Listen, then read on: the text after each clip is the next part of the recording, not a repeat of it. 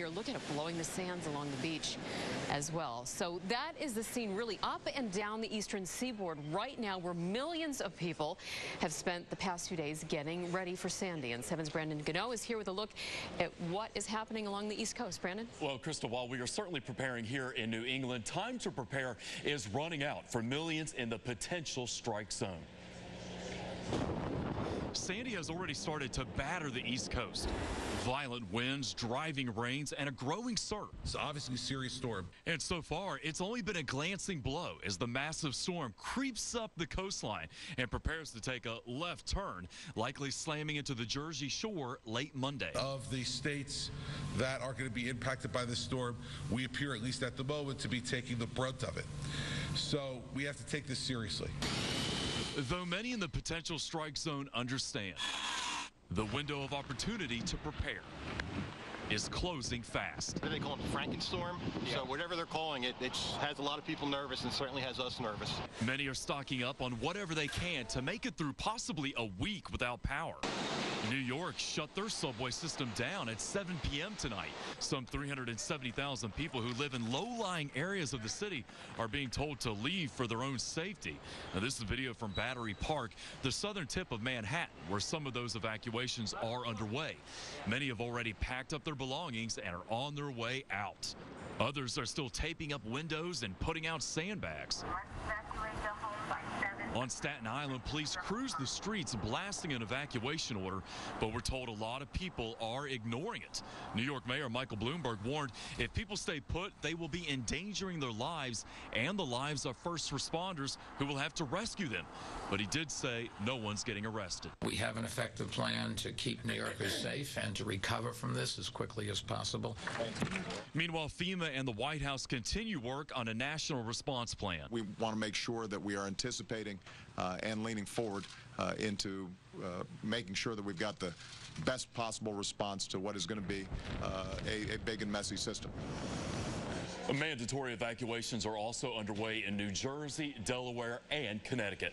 Live in the newsroom, I'm Brandon Gano, 7 News 19.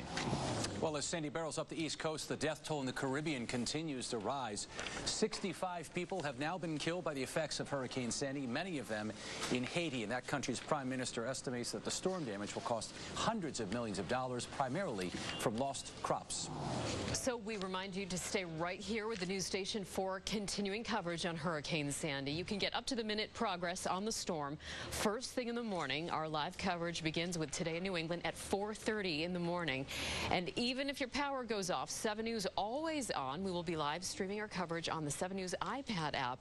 And of course, for updates anytime, you can check out our 7 News apps for your iPhone or Android. And our coverage of Sandy does continue tonight. Our team of meteorologists is tracking the storm. Pete and JR, they'll be back here in just a few minutes with the full forecast. Well, the waves are, of course, kicking up in the mid-Atlantic. This is Delaware right now, and there are major concerns in nearby Ocean City, Maryland. We're going to take you there live. Also, a state of emergency for some, but don't tell that to some thrill seekers. They are definitely taking advantage of the wind and the waves. And with this monsoon storm heading in our direction, Halloween was held a little bit early in one local town.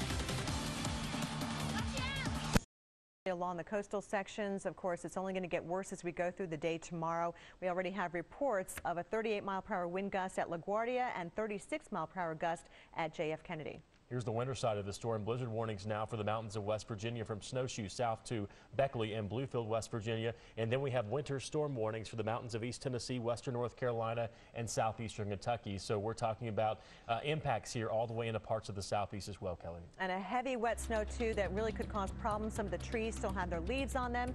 Expect to lose your power here and also disrupt travel, too. Our hurricane coverage continues next. And always make sure he was wearing his favorites. Something like his idiot. Sandra Endo is joining us live from the beach in Ocean City. And Sandra, what are you feeling? What are you seeing as you're reporting there tonight? Well, Rita, Krista, it certainly has picked up in the last hour or so. We've felt rain and wind all day long, but this has certainly been the strongest we've felt.